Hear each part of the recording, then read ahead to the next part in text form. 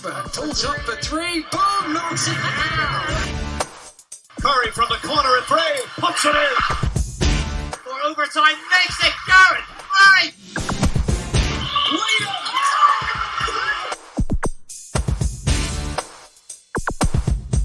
Welcome to the MVP cast once again from me, Mark Woods. We're back from our trip around the sun to bring you more basketball podcast entertainment. And it's episode 150. So thank you so much for all of you who have stuck with this from the start over the last few years. Hopefully there is plenty of more editions to come. If you want to get in touch or follow us, remember you can head to our website to get all our past editions at mvp247.com. Now, it's a big week for British basketball. It is the second major finals of this domestic season. Glasgow's Emirates Arena, the host venue this Sunday afternoon, the WBBL Trophy final between London Lions and Leicester Riders, and then the BBL Trophy final between the holders, Cheshire Phoenix, and the host, it's in their home building, the Caledonia Gladiators. And we've got their big man in the middle, joining us in the MVP cast, Patrick Tapé. Welcome to the show. Thank you. Thanks for having me. How much are you guys feeling this? 20 years since the Rock/Gladiators won a prize, and yeah, there's been lots of chat about it. You know, Gareth Murray's been around for a lot of finals that have been lost. Johnny Bunyan as well. Ali Fraser's been there for a few. Do you feel a bit of history this week? Yeah, definitely. I mean, I think they mentioned it kind of along the way of this trophy tournament that I guess they had not the greatest success at the last stage or last stages. So yeah, I feel a little bit of history. I think I didn't know about that 20 years of a trophy drought. So yeah, it's a pretty big deal as well. But yeah, I mean, I'm feeling good about it overall. I think that it's a chance to make history, and it kind of just adds to the moment. What about yourself? The Gladiators fans want to know. You had to sit out last weekend. Are you fit and raring to go? I wouldn't say I'm 100% right now, but I'm definitely on the way, stretchy of getting back. Trying to work with our trainer as well to try to get back to full fitness. So I'm looking forward to that. What do you guys take as a team from this season? You're be top 5 in the league. And it's been ups and downs. You've this tremendous home form, not so good on the road. But does that add to the sort of confidence levels maybe getting to a final like this that on your home turf you've performed pretty well this season?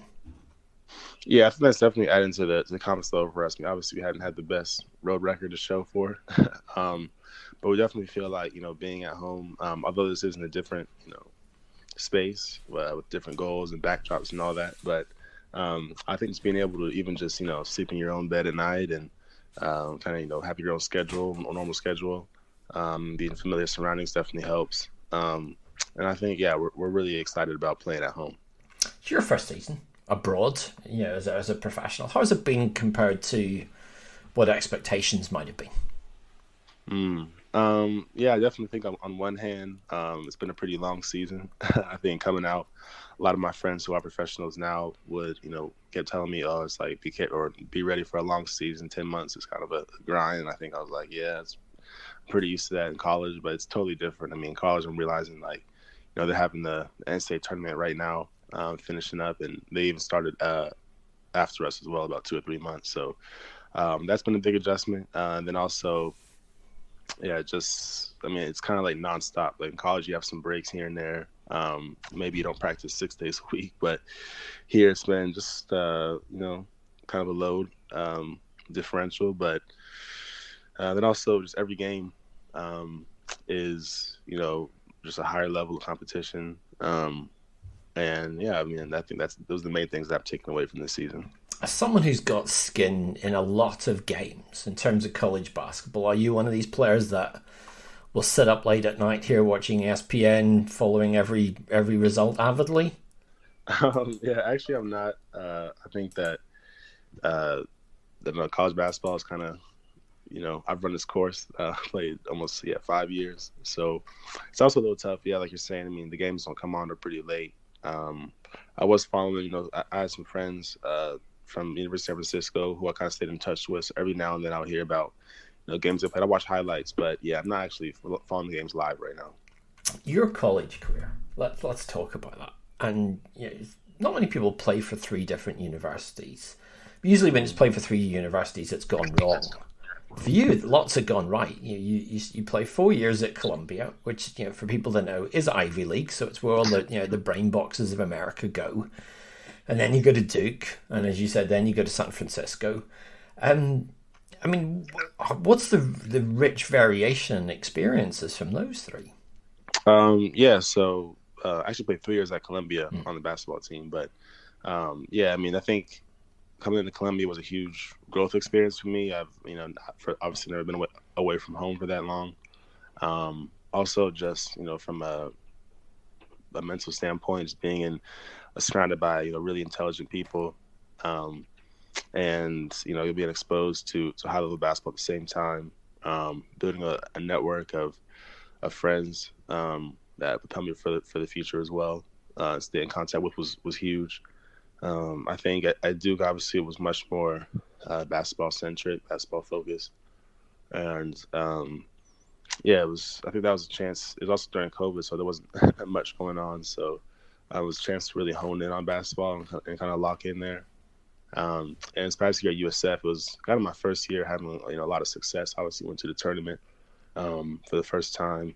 And it was just a fun year overall. I mean, we kind of had a older group there, so everybody kind of knew, what we were going for. And unfortunately, we came up short in the end.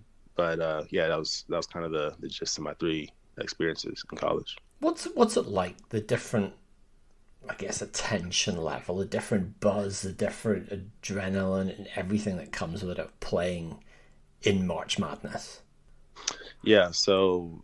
I think you hear about it all the time and you envision yourself doing it, but until you really hit that moment, you get on the plane and it's about 120 people on the plane, all from your school, all, alumni and people affiliated with the program. So that was kind of surreal. And then just getting to the venue and, every team or, they have certain locations where teams practice at. So we went to Indiana, which is a huge basketball state, and you learn about the history of the tournament as well as players that have came through the state and the venue as well. And then you get to the practice court and you see how big the arena is, and there's about 50 to 100 reporters out there asking all types of questions and stuff. So it's kind of surreal. And then before the game, or you head to the game and you see before us was the Kentucky St. Joseph's game, which is a huge upset.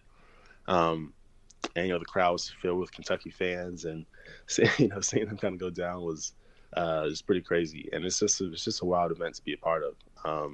You kind of don't understand it until you go through it. You had that prolonged collegiate career because of COVID. There was extra years of eligibility. Mm-hmm. What's it like that moment? You're at San Francisco and you guys lose, and you actually know this is it. I'm done. This is my college career. What's the emotions when you walk off a court and it's a defeat, which is no one ever wants, but it is that close to, for you, what had been quite a long era. Yeah, I mean, I think at that point I was kind of ready to move on. Obviously, it was my 6th year in college, so I was about ready to move on. But yeah, it definitely left a sour taste in my mouth, especially how we lost. We lost in overtime.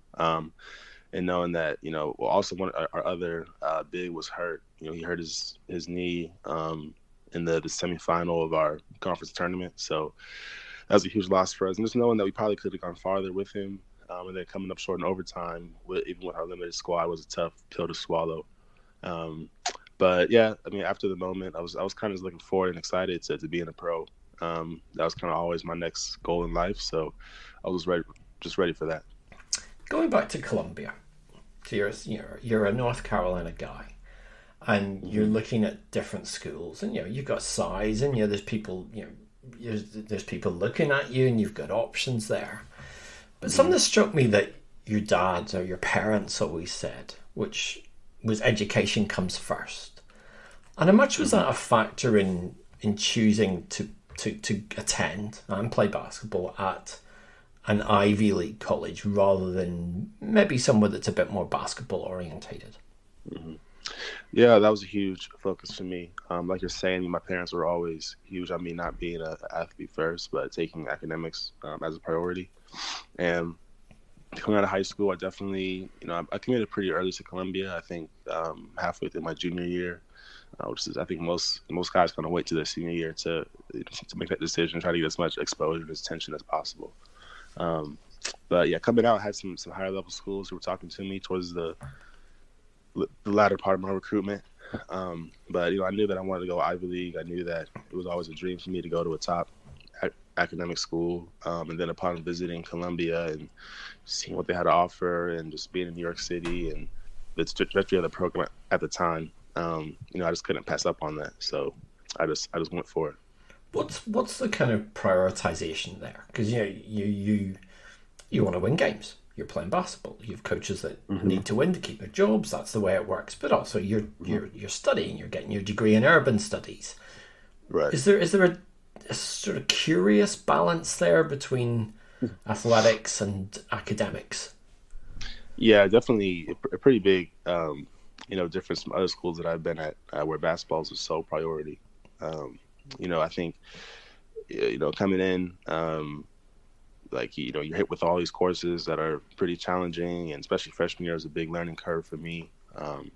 And you see, even as over the years, I had some good friends on the team just drop out of basketball or just focus on studies, which you really don't see at other programs for the most part. They might transfer out or whatnot, but it's definitely taking. Even though the coaches understand that everyone takes academics pretty seriously, so it's almost. Yeah, it's like tough. I think even on the team, some guys wanted guys to take it more seriously than school for others. But yeah, it is a weird dynamic actually. Trying to decide what to allocate the majority of your time towards. I'm saying that there's another upside here is you get to live a fun part of your life. That's the part of life when you're having fun in the middle of New York City. Is there any downsides to that? I loved it. Yeah, there was so much going on, and everything is easily accessible. You just got on the train, you can go anywhere in the city. I had my sisters living nearby in Brooklyn, only like hours away on the subway, which is nice. I would say, I guess the one downside might be the weather. Those winters get pretty brutal, especially it's like it's funny, like during winter break, everyone's going home. We have to stay on campus, and that's like the coldest part of the month, and you're like walking through 3 foot of snow just to get to practice every day, two times a day. So if there's one downside to New York, I'd probably say the weather. Other than that, I loved it. But it's prepared you for the tropicality of Glasgow. Exactly. And you had the 3 years playing. But then, what would have been your senior year? You picked up a toe injury, and there's a choice then. Either you effectively play through it, or you don't play through it in a case. But then you maybe play towards the end of the season, then you lose a year of college. And in your case, effectively, you cut yourself from the team. Yeah, that was a pretty tough decision. Just because I know that our team, we finished out the season pretty well at the end of the season, and we kind of had some good things going. Everyone was coming back. We also had our best player, our starting point guard, coming back from injury. He was out the year that my junior year, so I was kind of looking forward to playing with him again, and making some noise in the Ivy League. But I think when it came down to it, I was still injured come the start of the season and couldn't really. Play the way that I wanted to. So I decided that it would be in my best interest to, just pursue basketball elsewhere, take this year off, kind of just focus on academics, and at the same time get a graduate degree from another school, playing a 5th year. So, it was a tough decision to make, but I think in the end, it was a good decision. What was the thinking behind using that? Well, at that point, you thought would be the one extra year before COVID came along and shook things up. But was it more for you the chance to get a graduate degree? And obviously, you can play basketball, so you get it paid, so it's economically a good option. Or was it more to test yourself on maybe a more basketball-focused environment? So that was actually the majority of my decision was to get a graduate degree. I think coming out of Columbia, or my junior year, I remember even at the year following when I was deciding whether to go in the portal or not, I had some agents hit me up and was thinking about going pro, and I was kind of ready to go down that route. If I didn't get the school that I was interested in, fortunately I did. But yeah, the decision was mainly based on getting a graduate degree. Was that the voice of the parents again, saying, academics? I don't think they influenced me to do that, but yeah, that was more my decision. They definitely rubbed off on me and influenced me that way, but it was definitely my decision to do that. You had lots of interest. I mean, Georgetown, Maryland. I'm just reading these off Ohio State, Syracuse. Yeah, these are good basketball schools and great universities to boot. Right. But you're a guy. You grew up in the Carolinas, and most of your family were Tar Heels, so North Carolina fans. And you chose to go to Duke. How emotionally tough was that call? Yeah, that was a weird thing. I was talking to my cousins and stuff about it, and they were like super excited, but it was also weird because they're like diehard Carolina fans. Only live like maybe 30 minutes from the school. Y'all went there, so it was a funny dynamic. But yeah, I mean, it was a tough decision to make, turning down other schools as well. I think I went on visits to Syracuse and Maryland, and I really loved Syracuse. They actually had fun. They were playing Duke that night, so I was in the Carrier Dome. They have like the biggest stadium in college basketball. They have about 30,000 people every night. They actually like use half of the football stadium for it. But yeah, and I really loved the coaches and the conversations that I had, the style of play, and I think I was kind of ready and set to go to Syracuse. But like you're saying, just being from North Carolina and stuff, my family really convinced me. Like they were like really angry that I was even considering anywhere else. Was it nice to get that chance to play? I know it turned out to be a weird year, but to play close to home.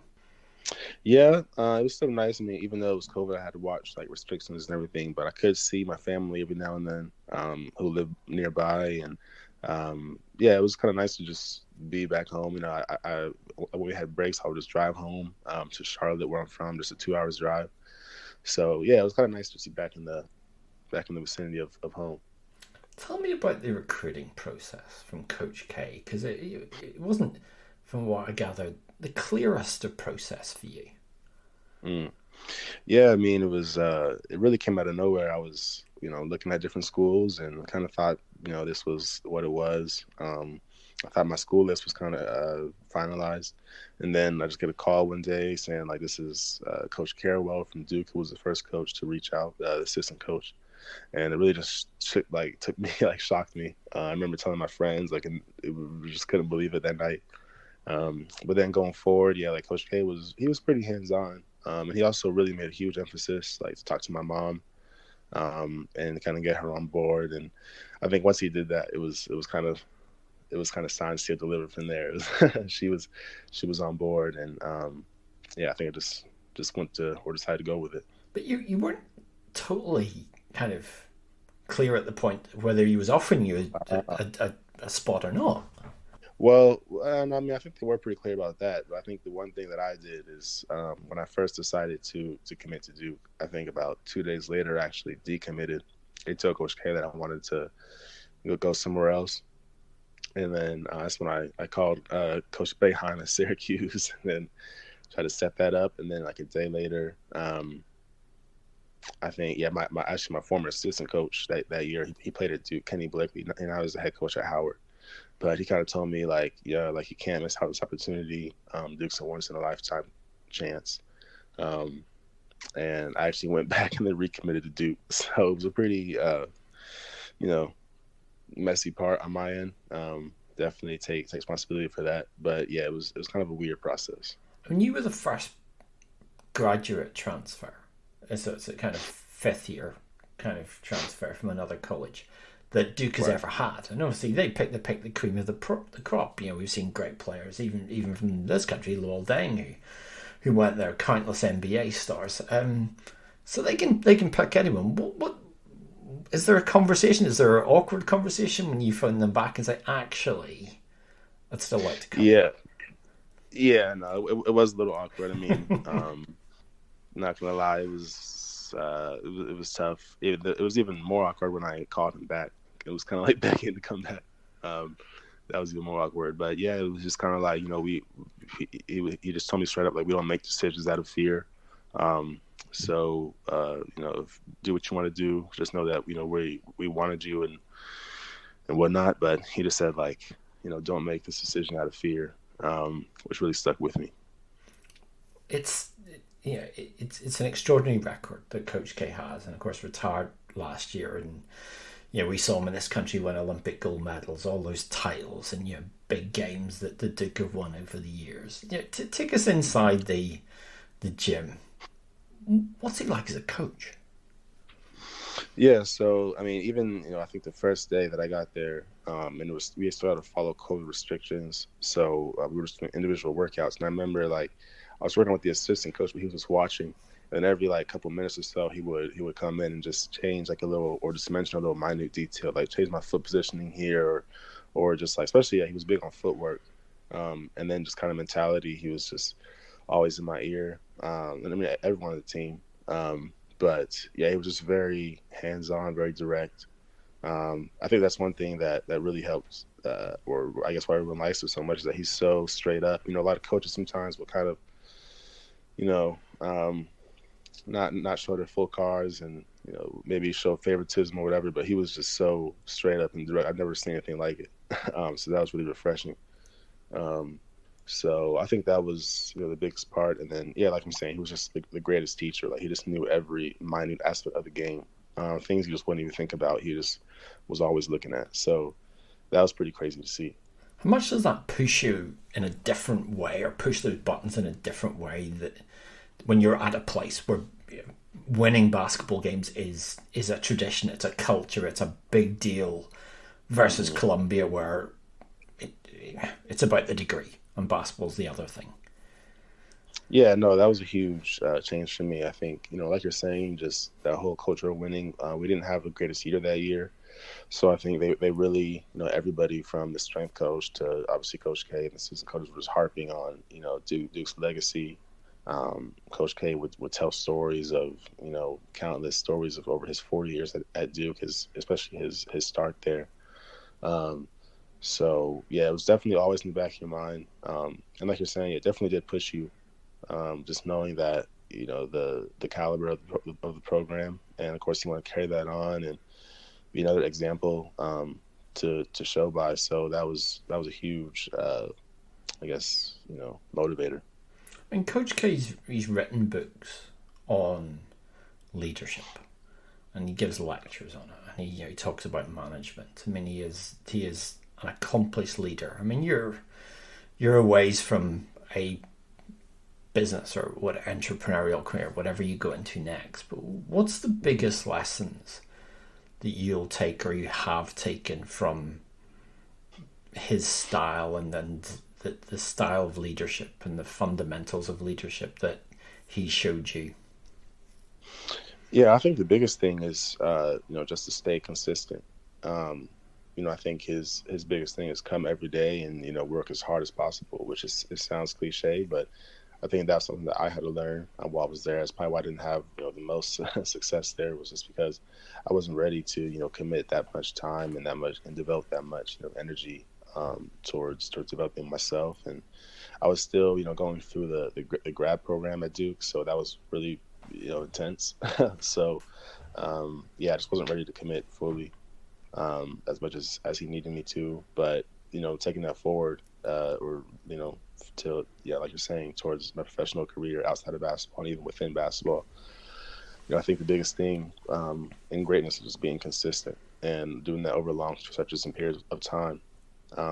So I think that's the biggest lesson that I've learned from Coach K. I mean, you talked about commitment. I mean, you graduated in a year with a master's from Duke's Business School, and is that something that sits easily, those two things, like that kind of level of study and that level and the necessary level of commitment that Duke basketball demands?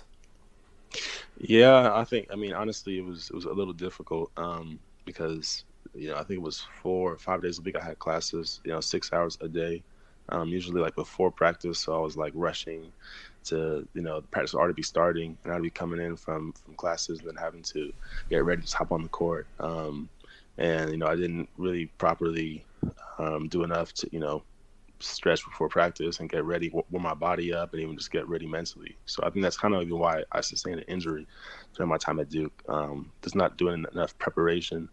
And then even I know the other players would have workouts at 9 a.m. or 10 a.m., but I was already in class at 8 a.m. So it was a little tough from that standpoint. But yeah, I think, I was kind of used to it from Columbia, but it was definitely a challenge to kind of put basketball as a clear priority at that time. Because physically, how did you prepare for coming to Duke? Because you were in New York still. You were just finishing off your degree. The world is shut down. Mm-hmm. It's not like gyms or in every corner were open at that point in time. How did you cope with physically preparing yourself for this different level of intensity? Right. So luckily, it's actually a park nearby Columbia, maybe 10 blocks down, Riverside Park. That's a really beautiful, nice park. But that was still open to the public, so I would go down there every day. And with one of my teammates was also staying on campus during the duration of the school year after COVID, and we would we had our whole regiment plan workout. We would do sprints and pull-ups on the bars and push-ups and all types of plyo stuff. So that was like when I was in New York. I think even the Duke trainer, he kind of gave us workouts to do and schedules. So kind of used that, relied on that. And then even coming back to North Carolina, I just went to the local, school that I went to when I was younger, and kind of worked in their fields and their track, and just to make sure that I was staying in shape and trying to get as explosive as possible. It was a little hard, basketball wise. Obviously, there's no gyms available, so I was just trying to find, random hoops wherever I could around the city at different schools or, just outside. I think I even asked one of our neighbors one time who had a basketball goal, because by that time my goal was trashed. So I even asked her if I could use it, and luckily she agreed. So, but yeah, it was kind of a challenge, but it kind of made it fun as well. Every day was a little different, so that was cool. It's a bit kind of Rocky Balboa, isn't it? Old school kind of training, running up steps. Yeah, exactly. I loved it though. Why? I mean, you decided obviously to switch to San Francisco for your last year. I mean, obviously you do another degree, and this time it was in entrepreneurship and innovation, which sounds very cool. Mm-hmm. What was the thinking sort of behind going somewhere else for your last hurrah? Yeah. So that was a combination of things. Obviously, one, I think even talking with Coach K at my exit meeting, he kind of mentioned that I think next year he would be looking to use me more. I think at the start of the season, he even, kind of was talking about the COVID year and playing next year or staying a second year. And I was thinking about it. I think that also just coming from Columbia, it was like, we're coming from New York City, going to a place like Durham during COVID was, a little bit of a adjustment. Culturally, like a culture shock, just going from the biggest city in the world to a small town that was a college town with no kids on campus. So it was a little isolating, and I felt like I wanted to kind of go back to an urban environment, which I did get at San Francisco. And then also, they're known for bringing in top prospects every year, but the team was a little young, so it was a little hard to relate to at times. So I wanted to go somewhere with more veteran presence and guys that I could relate to a little more. So I think those are the three biggest factors for me. San Francisco, home of the Warriors, great basketball town these days. Is it as cool as it looks? Yeah, I think that's one thing that I really didn't even. It was even cooler than I thought. It has so much of a nature aspect to it. There's beautiful, road or trails overlooking the beach there. You can see Golden Gate Bridge. There's plenty of views, and then just the city as well. There's all types of beautiful gardens around. It's just overall a very beautiful city. I was really surprised upon getting there. You've now got three quality pieces of education from university. You've got urban studies, you've got business school, you've got entrepreneurship. Where does this go? So yeah, I mean, I think that I'm preparing for my career after basketball as well. I have a couple of interests right now that I'm kind of looking to delve into. Even this summer, I'm looking maybe to get an internship. And I've worked internships in the past, but I think this summer I was looking to get in with probably a professional team, maybe an NBA team, or even with their new development with NBA Africa, the BAL right now. So I think post basketball, I would definitely love to work on the managerial side of the sport. I think that would be hugely. So that's kind of, I think, and if that doesn't work out, I'm also interested in urban planning. Would definitely love to go that route as well. So I think those are the two main interests that I have right now. Are you someone that sits down with both of those careers, but particularly the basketball career? And do you take little notes or mental notes or write down ideas or you don't cut stuff out of magazines anymore, but you save it as a bookmark or something like that? I guess I definitely am always researching topics and trying to speak to as many people as I can who are knowledgeable in the fields. Luckily, Columbia has a good network in that realm in the Ivy League itself. But yeah, I find myself at times just researching on hours on end on career paths post basketball. So I'd say I'm pretty interested in that. You mentioned Africa, and it's a big part of your life. Your dad, Denis, obviously people know you've got a French surname. I'm sure you love it when people call you Patrick Tapé, but it's got the accent on the end. And you've played for his country, Ivory Coast, in World Cup qualifiers. What's the cultural, I guess, link or relationship like with a place that is his heritage and is also your heritage? Yeah, so I mean, growing up, I always would watch Ivory Coast soccer, football, as you guys call it. I was a huge fan of their team when they had Drogba and Toure, and they had a very special team, or a good team at the time. And that was almost to a limited extent that I knew all my relatives spoke French, and I didn't really learn it growing up, so it was hard for me to communicate that way. And obviously, I'd never been. But yeah, just upon getting there and seeing with my own eyes and seeing my cousins and my family for the first time, it was just a surreal moment, a surreal experience. It's a totally different way of life, and you gain like a more appreciation for the life you have, and also it just changes your whole thoughts and outlooks on the world. Because that's the most amazing thing is that to get this call up. So you get to play international basketball, but that was genuine. That was your first time in not just the country, but Africa at all. Right. Yeah, that was it was crazy. I think luckily we did have a training camp in Tunisia as well, so that was pretty cool to see, like a little bit of Northern Africa as well. But yeah, it was just crazy to see everything from, I guess, how just the way people communicated, the way they their outlook on life. It was a totally different mindset to the American lifestyle, which was much more individualistic. It's a much more family oriented, communal oriented society, and there was so much energy and love, and upon going there, it was just a huge opportunity for me. Even from hearing stories from your father, it sounds like that really, it caught you on it, whereas it surprised you in a good way.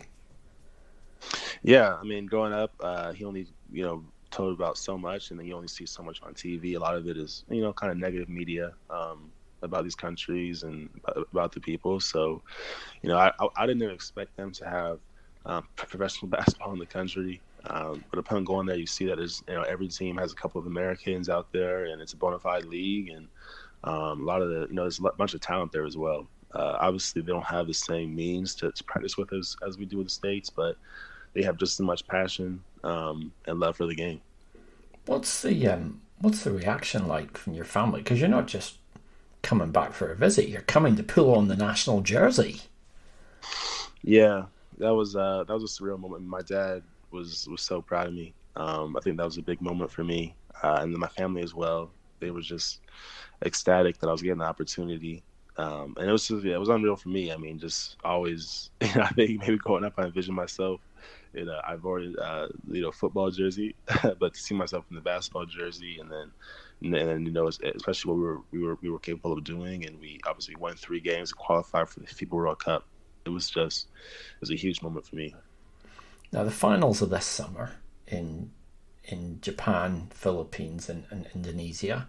There's a bit of politics because you were supposed to go and play in the last window, and I think the story of the internal politics we could do a separate podcast on, and we probably wouldn't get to the bottom of it. But are you hoping that you get to play in the World Cup? Oh yeah, definitely. That's a dream. I think you only get so many opportunities to do that. Only come to every 4 years, and the team is in a good spot right now in terms of the players we have and the talent and everything. So, yeah, that's on my mind almost every day. I've never even been to Asia as well, so from what I've heard from the older guys in the team who've been to the past World Cups, it's one of the greatest moments in their basketball careers. So, I have my fingers crossed every day. Is the fingers crossed as well that maybe you draw the USA in the group? I mean, maybe not for in terms of winning the game, but yeah, it would definitely be cool to play against all those players. I mean, you always see them on TV and grew up, watching them, envisioning playing against them. So yeah, that would be a huge boost for us. I mean, you mentioned Basketball Africa League. I mean, they're always on the lookout for players with African passports or that play for national teams. I mean, do you feel that's an attractive option? Because in the past it was. The first year, they were bringing players in from lots of different places, and no one really knew what it was like. Now we've got a bit of a better idea of the quality of competition. Does it hold an attraction? Yeah, definitely. I mean, even before coming here to the Gladiators, at that time the Rocks, but I was I was really interested in playing in Africa again. I loved my experience for that limited amount of time, and I knew that there was opportunities for those teams in the area to play in the BAL next year. The team actually now is in the, I'm not sure what stage it is right now, but I know they qualify for the next round. But yeah, no, that's a huge draw for me. Knowing that I was surprised by how much the teams were actually paying, so financially it's a huge boost. And then I just love being in Africa. I love the people and the environment. So hopefully someday I'm actually looking forward to playing in that league. How's your French though? Yeah, it's getting better. I'm still practicing Duolingo. I only started learning upon going to Ivory Coast, or just before. So I think I'm definitely at a good basic level. I didn't have any problems, communicating basically there, and I could get around daily life. But definitely want to be able to kind of hold more deeper conversations and be able to speak more thoroughly with my relatives. What's easier to understand, French or Glaswegian? I'm gonna go with French on that one. There's times where I can't understand some of my teammates on the team. So it's upon coming here, it's definitely a lot of asking to people to repeat the questions and stuff. But your accent's pretty good though. It's not too bad. But some of the I guess more thick accents is definitely hard. Let's finish up. Let's talk about the trophy final again. And Gareth Murray says Cheshire will probably think that the Gladiators are favourites. He thinks that Cheshire are favourites because they've won it last year and they've got lots of experience. I mean, the league meetings have been pretty much even between you guys this year. Where do you think this final will be won and lost? So I think, it really just depends on us. I mean, I think every game kind of goes that way. I think, we've been obviously up and down all year. So I think it's just a matter of, what energy we bring. I think every time we have a good week of practice and we're practicing hard and feeling confident, we always play well. So I think it's really the focus is on practice this week. I think we also know that Cheshire has, pretty good guards. They have, I think, a good trio there. Larry Austin, Amari, and Marcus Evans. So I think the focus is on the bigs as well. Making sure we're controlling them in the ball screens, not not giving them anything easy, forcing them into tough deep twos, and just really holding them to the scout. But I think like any game, really just relies on our energy, and I think we're playing well and feel confident we can beat anybody. So yeah. And for the rest of the season, I mean, obviously it's a bit of a fight now to finish fourth. That's probably where the scrap is. But you talked a month ago about setting goals for the rest of the season, and winning the trophy was probably the top goal. But are you a team that could catch fire, that that maybe still has its best basketball ahead of it to make a run to finish fourth and then make a run in the playoffs? Yeah, no doubt. I mean, I think that it's always been our goal as well, is to finish fourth. I think that, we've shown that we're capable of playing with any of those teams in that range, anywhere from Leicester to, I think, Cheshire or Manchester. So, we're definitely right there with every team. And like you're saying, I think we have a lot of basketball left. We've had some injuries and setbacks and transitions in terms of adding new players and getting new, different rotations down. But I think, if we can hit our stride over this last stretch of the season, we can definitely make a run for it. Well, that trophy final is live on Sky Sports Action this Sunday and on the YouTube channel for free. The trophy final at 3 o'clock, the WBBL trophy final at 12:30. We'll be tweeting it. You can get to the MVP Twitter if you somehow can't make it, but you've got your Twitter machine, but you can watch Pat in action with the Gladiators against Cheshire. PT, best of luck in the game. And, it's only been 20 years, so I'm sure the Gladiators fans would kind of like a prize. No pressure. No doubt. Thank you. Thanks for joining us on this edition of the MVP Cast. That's it for us for this one. Don't forget, if you can search for the MVP Cast on social media to follow us, or if you want to get in touch with me, you can reach me at Mark Britball on Twitter. You can of course get all our podcasts via your preferred podcast provider or at the website at mvp247.com. We'll be hopefully starting our next 150 podcasts very, very soon. But for me, Mark Woods, thank you so much for listening, and it's goodbye.